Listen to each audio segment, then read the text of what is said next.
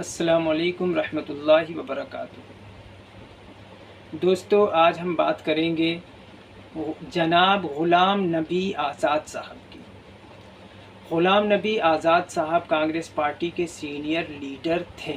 अब उन्होंने अपनी एक पार्टी बना ली है, डेमोक्रेटिक प्रोग्रेसिव आज़ाद पार्टी। जम्मू कश्मीर के मुख्यमंत्री रह चुके हैं।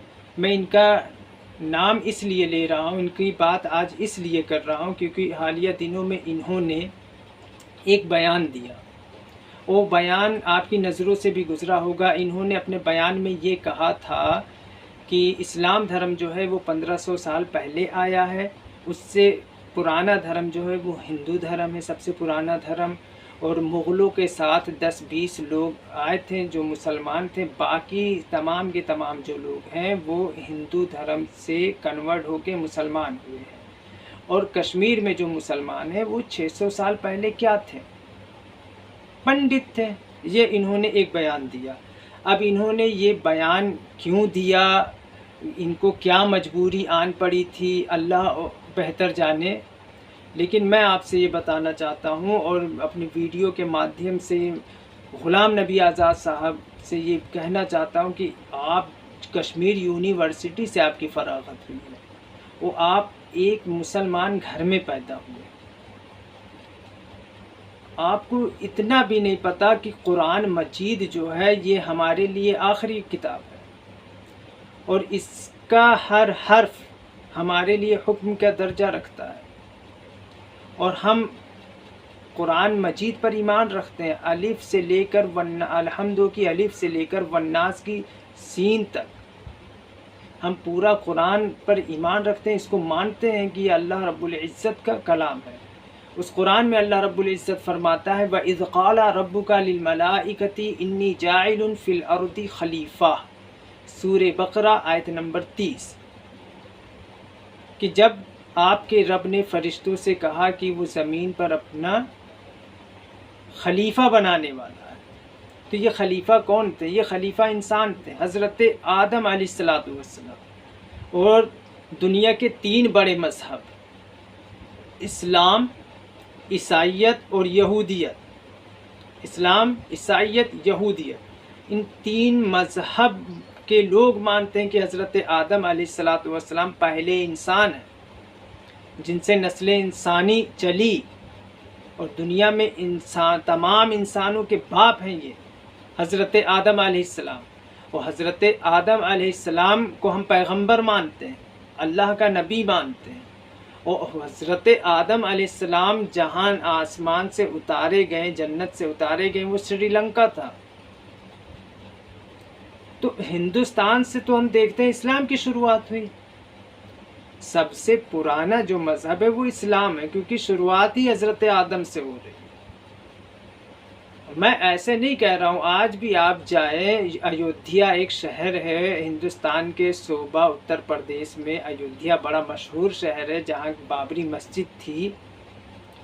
वहाँ एक मज़ार है, बहुत बड़ी मज़ार बनी हुई है स्टेशन के पीछे, रेलवे स्टेशन के पीछे, जिसके बारे में और वहाँ लिखा हुआ है बाकायदा कि हज़रत शीस अलैहिस्सलाम की मज़ार है जो हज़रत आदम अलैहिस्सलाम के बेटे हैं।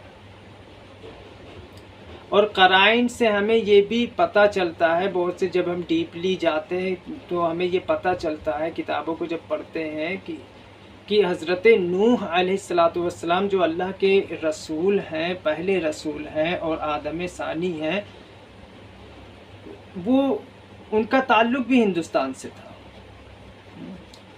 और आज हमें कह दिया जाता है, ऐसे हम बच्चों को पढ़ा देते हैं कि आसमानी किताब कितनी है, 4 हैं, कुरान, तौरेत, ज़बूर, इंजील। हालांकि ऐसा नहीं है। आसमानी किताबें जो हैं वो 4 हैं जिनका ज़िक्र कुरान में आया, हदीस में आया, वो हमें पता है। लेकिन कम से कम 315 रसूल आए हैं, 315 रसूल। और इन 315 रसूलों पर किताबें नाजिल हुई हैं। हो सकता है जो वेद हों, जिनको वेदा कहते हैं, वो भी किताब हो और फिर बाद में उनमें तब्दीली कर दी हो, क्योंकि तौरेत में भी तब्दीली हो गई, बाइबल इंजील में भी तब्दील हो गई, तो हो सकता है इनमें भी तब्दीली हो गई हो। लेकिन एक चीज़ है, इंसान जब किसी चीज़ को तब्दील करता है ना तो पूरा सही से नहीं कर पाता, क्योंकि वो इंसान है। तो कहीं ना कहीं वेदों में भी आपको एकेश्वरवाद मिलेगा, आपको मिलेगा कि ईश्वर एक है, ईश्वर का कोई आकार नहीं है, उसकी कोई प्रतिमा नहीं है, वो अकेला है, ये वेदों में मिलेगा। आप पढ़ेंगे वेदों में, जैसे कि मैं आपको बता दूं, यजुर्वेद जो वेद है उसमें एक यजुर्वेद है, उसके अंदर है न तस्य प्रतिमा अस्ति यस्य नाम महादशा, यानी कि अल्लाह की, ईश्वर की, भगवान की, उसकी कोई शबीह नहीं, उसका नाम ही सबसे बड़ा है। तो उसकी कोई प्रतिमा नहीं है, उसकी कोई मूर्ति नहीं है। और जैसा कि आपको अथर्ववेद में मिलेगा, साएस एक विरदिक एवं, वो खुदा यानी ईश्वर एक है और वो सिर्फ अकेला है। जैसे कि कुरान में आपको मिलेगा कुल हुवल्लाहु अहद, जैसा कि आपको कुरान में मिलेगा कुल हुवल्लाहु अहद कि ऐ नबी आप फरमा दें कि अल्लाह एक है। तो ऐसी ऋग्वेद में भी है, ऋग्वेद में है कि glorify only him who is one, ये उसमें ऋग्वेद में है कि जो एक है उसी के लिए तमाम तारीफ़ें हैं, जैसे कि कुरान में अल्हम्दुलिल्लाहि रब्बिल आलमीन। तो हो सकता है क्योंकि वेदों के बारे में किसी को नहीं पता है कि ये किसने लिखा, कहाँ से आया, बस ये पता है कि ये कदीमी बहुत ही पुरानी किताबें हैं, तो हो सकता है हज़रत नूह अलैहिस्सलाम पे नाज़िल हो। बहरहाल कुरान मजीद से ये तो साबित होता है कि हज़रत आदम अलैहिस्सलातु वस्सलाम से इंसानों की नस्ल चली और वो अल्लाह के पैगम्बर थे।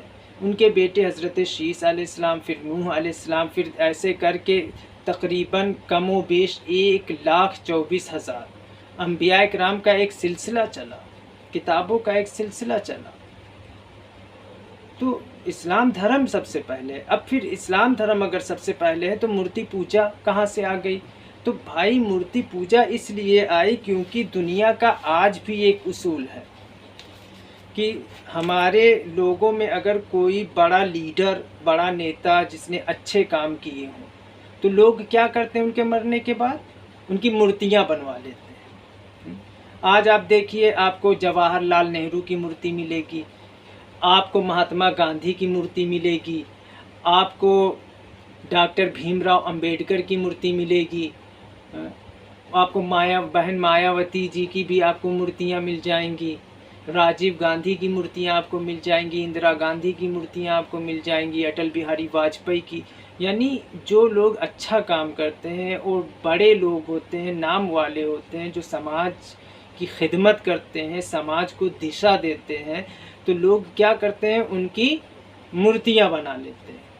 तो यही हुआ हज़रत आदम अलैहिस्सलाम की वफ़ात के बाद, उनके जो अच्छे लोग थे जो मर गए, वफ़ात हो गई जिनकी, तो लोगों ने उनकी मूर्तियां बना ली। फिर ये मूर्तियां बनना ही, इसीलिए इस्लाम में क्या है, मूर्ति बनाना हराम है।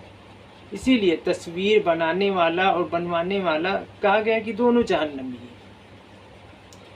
तो मूर्ति पूजा इस तरह से आज आप देखिए, हर कोई जानता है कि महात्मा गांधी भगवान नहीं है, लेकिन उनके जाता है, उनके आगे झुकता है कि नहीं झुकता, सर अपना झुकाता है कि नहीं झुकाता। आज भी डॉक्टर भीमराव अंबेडकर को सभी लोग जानते हैं कि वो इंसान थे, भगवान नहीं है, लेकिन जाते हैं तो उनके आगे अपने सर को झुकाते हैं कि नहीं झुकाते। तो फिर लोग सर झुकाना शुरू किए, फिर सर झुकाते झुकाते फिर बातें बदल जाती हैं, एक जैसी नहीं रह जाती। जैसे कि गौतम बुद्ध मूर्ति पूजा के खिलाफ थे, लोगों ने उनकी मूर्तियां बना ली। डॉक्टर भीमराव अंबेडकर मूर्ति पूजा के खिलाफ थे, लोगों ने उनकी मूर्तियां बना डाली। तो ये लोगों की उपज है। इस तरीके से बुत परस्ती की शुरुआत हुई और अल्लाह ताला ने तकरीबन 1,24,000 कमो बेश अंबिया किराम को भेजा और किताबें भेजी। ये किस लिए? तो भाई हमारे लिए कुरान सबसे पहले और उसके बाद सब कुछ। सबसे पहले हमारे लिए कुरान है। कुरान कहता है कि इस्लाम धर्म ही सबसे पुराना धर्म है, सबसे पहला धर्म है, सबसे पुराना धर्म है और ये क़यामत तक रहेगा, क्योंकि अल्लाह ने इसकी हिफाजत का ज़िम्मा लिया है।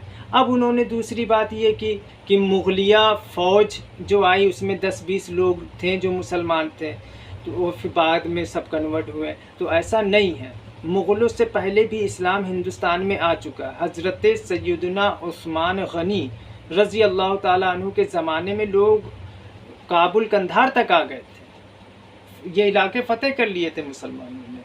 और बाकायदा 711 ईस्वी में मोहम्मद बिन कासिम ने सिंध फ़तेह कर लिया था और 5 साल सिंध में हुकूमत की थी। और मोहम्मद बिन कासिम के साथ जो मुस्लिम अफवाज आए थे बाकायदा वहाँ वो बस गए थे, वहाँ उन्होंने शादियाँ की, बच्चे पैदा किए। और फिर आप थोड़ा उससे और आगे आएंगे तो 1005 में सुल्तान महमूद गजनवी ने मुल्तान फ़तेह कर लिया था। 1008 में सुल्तान महमूद गजनवी ने पेशावर फ़तेह कर लिया था जो अब पाकिस्तान में है। पंजाब का सारा इलाका सुल्तान महमूद गजनवी के मातहत था। तो इस्लाम तो ऐसे ही आया। और फिर इस्लाम हिंदुस्तान में हुजूर सल्लल्लाहु ताला अलैहि वसल्लम के ज़माने में आ गया था। गुलाम नबी आज़ाद साहब केरला जाएं और वहाँ की चेरा अम्मन जामा मस्जिद देखें जो सहाबा इकराम ने बनवाई, और हुजूर सल्लल्लाहु अलैहि वसल्लम के ज़माने में वो मस्जिद तामीर हुई। कम से कम इतने बड़े सीनियर लीडर हैं, इतने बड़े नेता हैं, मुख्यमंत्री रह चुके, कई मंत्रालयों के मंत्री रह चुके हैं, राज्यसभा लोकसभा के मेंबर रह चुके हैं, उनको यही नहीं पता। ये बातें पता होनी चाहिए। तो ऐसा नहीं है, इस्लाम धर्म हिंदुस्तान में बहुत पहले ही आ गया, हुजूर सल्लल्लाहु अलैहि वसल्लम के ज़माने में आ गया है। और एक चीज़ हाँ, हमें ये कन्फ्यूजन हो जाती है, हमें कन्फ्यूज़ किया जाता है कि इस्लाम धर्म जो 1500 साल पहले आया, 1500 साल पहले इस्लाम धर्म नहीं आया है, बल्कि 1500 साल पहले इस्लाम धर्म के आखिरी पैगंबर हज़रत मोहम्मद सल्लल्लाहु ताला अलैहि वसल्लम दुनिया में तशरीफ़ लाए। इस्लाम धर्म की शुरुआत हज़रत आदम से है और हज़रत आदम से ही इंसानों की शुरुआत है। और ये सिर्फ़ इस्लाम नहीं कहता, मैं पहले भी कह चुका हूँ, बाइबल भी यही कहती है और तौरेत भी यही कहती है। आप पढ़ें, आप पढ़ते नहीं हैं। तो हज़रत नूह अलैहिस्सलातु वस्सलाम के पीरियड में हमें बुतों की पूजा का मिलता है कि लोग उनके ज़माने में बुतों की पूजा करते थे, मूर्ति पूजा उनके ज़माने में होती थी। ये हज़रत आप सूरह नूह पढ़ें, सूरह नूह आयत नंबर 23 में आपको मिलेगा। वद और सुवा, यगूस, यऊक, नस्र, ये बुतों के नाम थे, ये मूर्तियों के नाम थे, लोग इनकी पूजा करते थे। हज़रत आदम की वफ़ात के बाद ही बुत परस्ती शुरू हुई।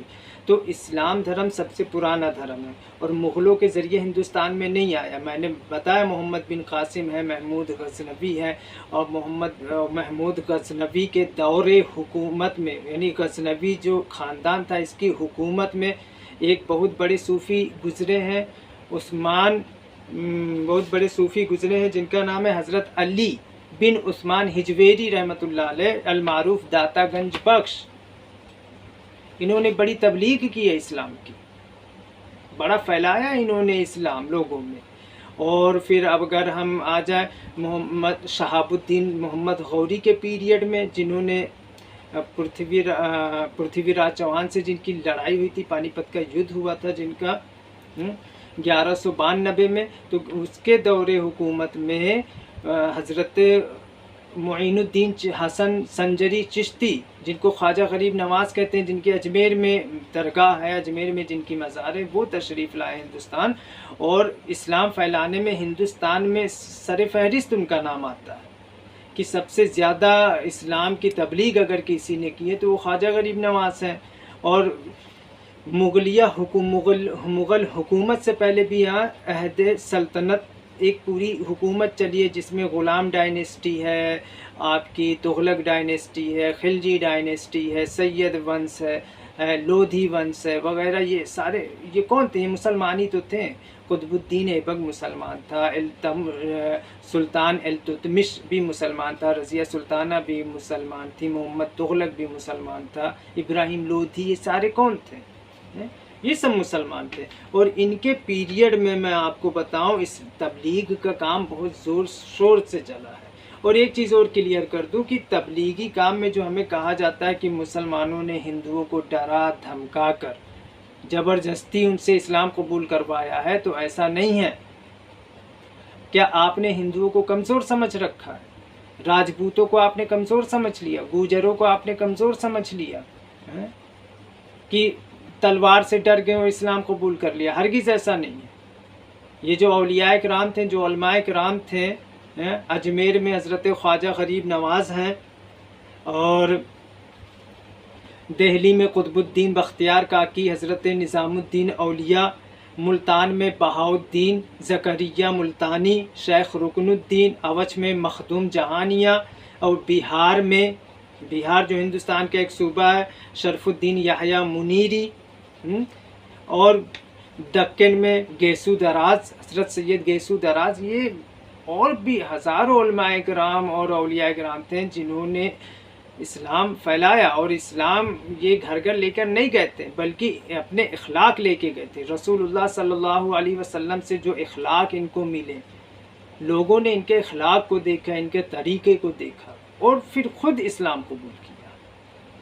भाई, जो हक चीज़ होती है, आदमी बड़ी जल्दी उसकी तरफ लपकता है, तो लोग लपके उन्होंने इस्लाम कबूल किया।